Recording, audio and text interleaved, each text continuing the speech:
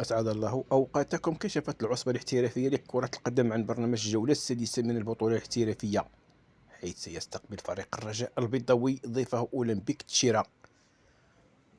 إذا قبل التفاصيل لا تنسى دعمنا باللايك للفيديو والاشتراك في القناة.